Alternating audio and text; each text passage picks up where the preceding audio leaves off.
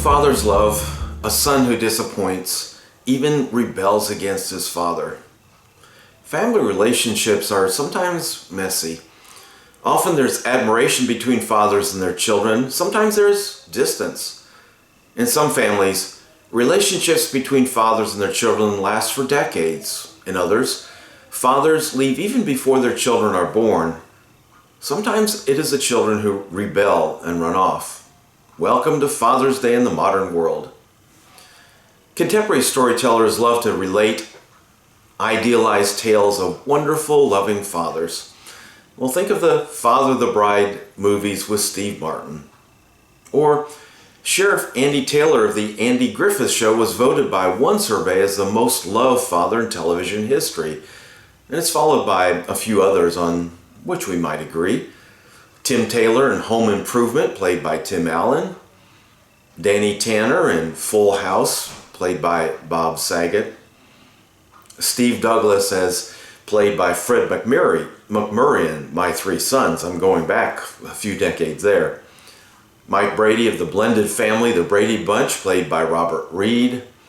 Philip Banks on The Fresh Prince of Bel-Air, played by James Avery. Howard Cunningham on Happy Days, played by Tom Bosley. Ray Barone on Everybody Loves Raymond, played by Ray Romano. Charles Ingalls, played by Michael Landon on Little House on the Prairie. Or Ben Cartwright as the father of three sons on Bonanza.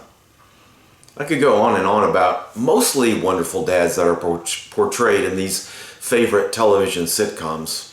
One thing you may note about several of these famous dads is that the mother of the children in the family is no longer present. Usually because they died earlier in life, and in some cases, the dad has remarried. In celebration of Father's Day, we are pausing our study of Job to look at the complicated relationship of an Old Testament father and son, David and his son Absalom. Before we dig into the specific passage we are considering, let me review a little bit about the previous relationship between this father and son. David was probably the most well-known king of Israel. Solomon was born to David and Bathsheba, although you may recall that David had an inappropriate relationship with Bathsheba, which resulted in him ordering the killing of Bathsheba's husband Uriah after he slept with her, causing her to get pregnant. The result of that union was a baby who died soon after birth. Solomon was born as something of a consolation to grieving Bathsheba. Where David had started out as a model king, this event and others following seemed to lead to a downward slide in moral leadership for the kingdom of Judah and Israel. Absalom was another of David's sons. We see some disturbing episodes in Absalom's life as he grows up. In 2 Samuel 13, the story is told of a shameful episode where Amnon, another of David's sons, uses deception to sleep with his half-sister Tamar, the sister of Absalom. Absalom bides his time and then waits for an opportunity to get revenge. Let's see how this story unfolds in 2 Samuel 13, beginning at verse 23. 2 years later, Absalom's sheep shearers were at Baal Hazor near Ephraim, and Absalom invited all the king's sons. Then he went to the king and said, "Your servant has just hired sheep shearers. Will the king and his servants please come with your servant?" The king replied to Absalom, "No, my son, we should not all go, or we would be a burden to you." Although Absalom urged him, he wasn't willing to go, though he did bless him. "If not," Absalom said, "please let my brother Amnon go with us." The king asked him, "Why should he go with you?" But Absalom urged him, so he sent Amnon and all the king's sons.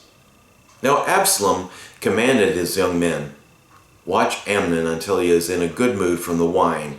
When I order you to strike Amnon, then kill him. Don't be afraid. Am I not the one who has commanded you? Be strong and valiant." So Absalom's young men did to Amnon just as Absalom had commanded. Then all the rest of the king's sons got up and each fled on his mule. While they were on their way, a report reached David. Absalom struck down all the king's sons, not even one of them survived. In response, the king stood up, tore his clothes, and lay down on the ground, and all his servants stood by with their clothes torn. But Jonadab, son of David's brother Shemaiah, spoke up. My lord must not think they have killed all the young men, the king's sons, because only Amnon is dead. In fact, Absalom has planned this ever since the day Amnon disgraced his sister Tamar. So now, my lord the king, don't take seriously the report that says all the king's sons are dead. Only Amnon is dead. Absalom, seeing that he has enraged his father, decides he needs to flee. At first, David thought that all his sons had been killed, but he finds out that only Amnon, the perpetrator of the disgraceful act with his half-sister, was killed. Even after his other sons came into his presence, David was deeply moved. Picking up the story in verse 35, Jonadab said to the king, Look, the king's sons have come. It's exactly like your servant said. Just as he finished speaking, the king's sons entered and wept loudly. Then the king and all his servants also wept very bitterly. The next few chapters in 2 Samuel describe how Absalom eventually returns to where his father David is reigning, yet things are far from settled. In chapter 15, Absalom plans and attempts to carry out a coup against his father. He gathers a large group of the people of Israel to his cause. In fact, his rebellion becomes so serious that David, his father, has to rally some troops loyal to him and flee. The rebellion grows in size and ferocity. Finally, in chapter 18 of 2 Samuel, the civil war comes to a head. David, as king and head of his military forces, wants to lead his troops in battle. Judging from his comments as he sends the army out, treat the young man Absalom gently for my sake. Part of his desire to lead his troops physically is to ensure that if they meet Absalom, his son will be protected from harm. However, his commanders feel that David is too important to the cause to lead them in person. Instead, he sees them off as the troops leave the city. Even though David's forces are outnumbered, they have a superior plan to engage the rebel forces and also are fighting in a wooded area which they know and use to their advantage. David's forces have defeated Absalom's army, and Absalom finds it necessary to try to escape on the mule he was riding. Let's pick up the story now in 2 Samuel 18, beginning at verse 9. Absalom was riding on his mule when he happened to meet David's soldiers. When the mule went under the tangled branches of a large oak tree, Absalom's head was caught fast in the tree. The mule under him kept going, so he was suspended in midair. One of the men saw him and informed Joab. He said, I just saw Absalom hanging in an oak tree. You just saw him, Joab exclaimed. Why did you strike him to the ground right there? I would have given you 10 pieces of silver and a belt. The man replied to Joab, even if I had the weight of 1,000 pieces of silver in my hand, I would not raise my hand against the king's son, for we heard the king command you, Abishai and Ittai, protect the young man Absalom for me. If I had jeopardized my own life and nothing is hidden from the king, you would have abandoned me. Joab said, I'm not going to waste time with you. He then took 3 spears in his hand and thrust them into Absalom's chest. While Absalom was still alive in the oak tree, 10 young men who were Joab's armor bearers surrounded Absalom, struck him, and killed him. Joab blew the ram's horn, and the troops broke off their pursuit of Israel because Joab restrained them. They took Absalom, threw him into a large pit in the forest, and raised up a huge mound of stones over him, and all Israel fled, each to his tent. When he was alive, Absalom had taken a pillar and raised it up for himself in the king's valley, since he thought, I have no son to preserve the memory of my name. So he named the pillar after himself. It is still called Absalom's monument today. Ahimaaz, son of Zadok, said, "Please let me run and tell the king the good news that the Lord has vindicated him by freeing him from his enemies." Joab replied to him, "You are not the man to take good news today. You may do it another day, but today you aren't taking good news because the king's son is dead." Joab then said to a Cushite, "Go tell the king what you have seen." The Cushite bowed to Joab and took off running. However, Ahimaaz, son of Zadok, persisted and said to Joab, "No matter what, please let me also run behind the Cushite." Joab replied, "My son, why do you want to run since you won't get a reward?" "No matter what, I want to run." "Then run," Joab said to him. So Ahimaaz ran by way of the plain and outran the Cushite.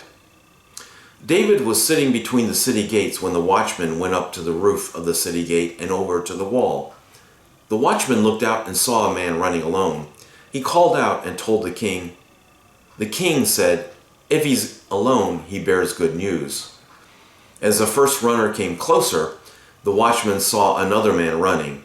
He called out to the gatekeeper, "Look, another man is running alone. This one is also bringing good news," said the king.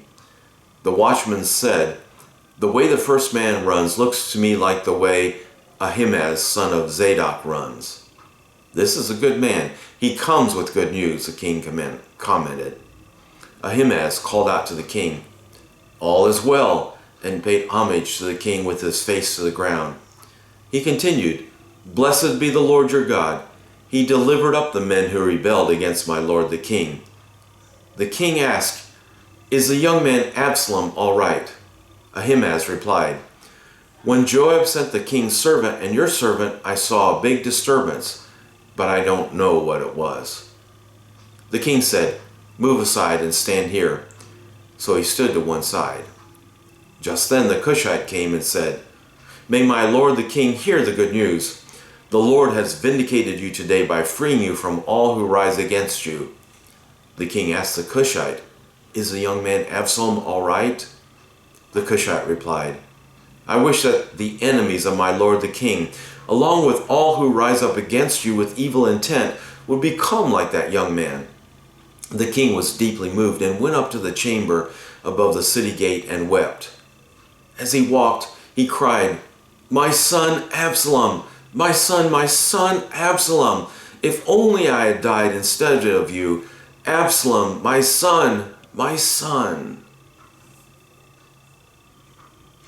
As we can see from this passage, Absalom was not a wonderful son. He tried to depose his father as king and steal the kingdom from him.